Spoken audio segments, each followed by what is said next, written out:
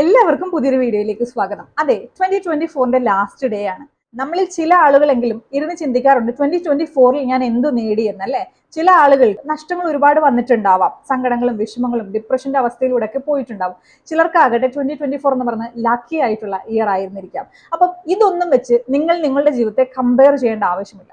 2024ൽ നിങ്ങൾക്ക് എന്തെങ്കിലും നഷ്ടങ്ങൾ വന്നിട്ടുണ്ട്, നിങ്ങൾ ഒരുപാട് സങ്കടപ്പെട്ട ഒരു വർഷമായിരുന്നു എങ്കിൽ 2025ൽ നിങ്ങൾക്ക് വേണ്ടി ദൈവം കാത്തുവെച്ചിരിക്കും ഒരുപാട് സന്തോഷങ്ങളുടെ ഒരു ഭാണ്ഡക്കെട്ടായിരിക്കും. അപ്പോൾ 2024ൽ നിങ്ങളുടെ നഷ്ടങ്ങൾ ഓർത്ത് വിഷമിച്ചിരിക്കേണ്ട ആവശ്യമില്ല. കാത്തിരിക്കുക 2025ലേക്ക്.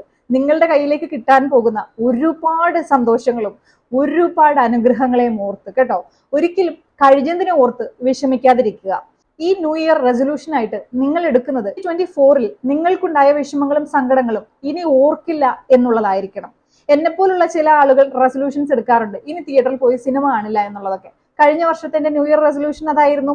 പക്ഷെ എന്ത് ചെയ്യാനാ, ആടുജീവിതം വെരി നെക്സ്റ്റ് മന്ത്, അതായത് എനിക്ക് തോന്നുന്നു ഫെബ്രുവരി മാർച്ച് ആ മാസത്തോടുകൂടി ഇറങ്ങി ഹസ്ബൻഡും കുഞ്ഞുമായി അന്ന് മുതൽ സിനിമ കാണുകയാണ്. 2024ൽ ഇറങ്ങിയ മിക്ക സിനിമകളും ഞങ്ങൾ കണ്ടു തീർത്തു.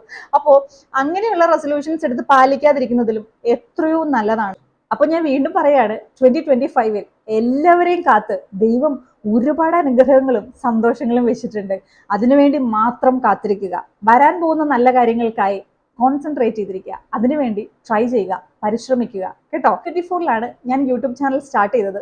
2024ൽ സപ്പോർട്ട് ചെയ്ത എല്ലാവർക്കും ഒരുപാട് നന്ദി. അതോടൊപ്പം എല്ലാവർക്കും happy new year. Okay, thank you so much.